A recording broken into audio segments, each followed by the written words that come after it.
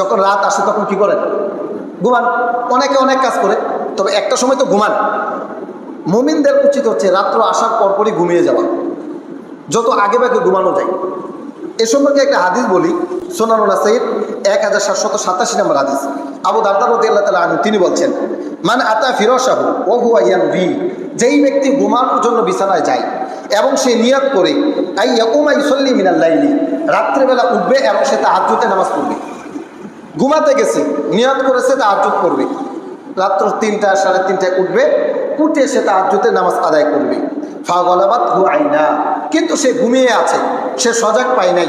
আল্লাহ তাআলা দেখেন যে তার বান্দা ঘুমিয়ে আছে, নিয়ত করেছে তার তাহাজ্জুদ পড়ার কথা, কিন্তু তার ঘুমের প্রবলতা এতটুকু বেড়েছে সে আর সজাগ পায় নাই। রাসূল সাল্লাল্লাহু আলাইহি ওয়াসাল্লাম বলছেন, হাত্তা আসবাহা, যখন সকাল হয়ে গেল, মসজিদের মুয়াজ্জিন বলল আসসালাতু খায়রুম মিনান নাওম, ঘুম থেকে নামাজ বলো।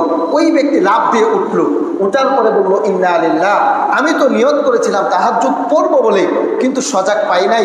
কেন সজাগ পাইল না, এই জন্য সে আফসোস করতে থাকলো। ওই বান্দাকে আল্লাহ তাআলা লক্ষ্য করে বলেন, বান্দা তুই নিয়ত করেছিলি তাহাজ্জুদ পড়বে বলে, কিন্তু সজাগ পাস নাই। আমি আল্লাহ তোর এই নিয়তের কারণে তোর আমল নামায় পরিপূর্ণ তাহাজ্জুদের নেকিটা লিখে দিলাম। তাহলে ঘুমাইলাম কেন?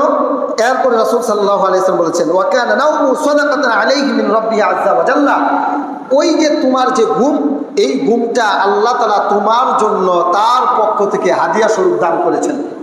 তাহলে ভালো কাজের যদি নিয়ত করেন, সেই নিয়ত অনুযায়ী আল্লাহ তাআলা আপনাকে প্রতিফল দিবেন। তাহলে আমরা যদি নিয়ত করি যে আমি উঠবো, তাহাজ্জুদ করব, যদি সজাগ না পাই তাহলে আমার আমল নামায় আল্লাহ তাআলা নেকি লিখে দিবেন। কিন্তু শর্ত হচ্ছে আপনাকে আগে ভাগে শুইতে হবে। এখন আপনি কে শুইলেন রাত্র 2টা, নিয়ত করলেন যে আমি 3টায় উঠবো, উঠে তাহাজ্জুদ করব, এটা কখনো সম্ভব না। আগে ভাগে শুইতে হবে এবং পরিপূর্ণভাবে নিয়ত করতে হবে যে আল্লাহ আমি রাত্র 3টায় উঠবো, 3:30টায় উঠবো, তাহাজ্জুদ করব। যদি সজাগ না পান নেকি দান করবেন কে? সুনানুন নাসাইর 1787 নম্বর হাদিস।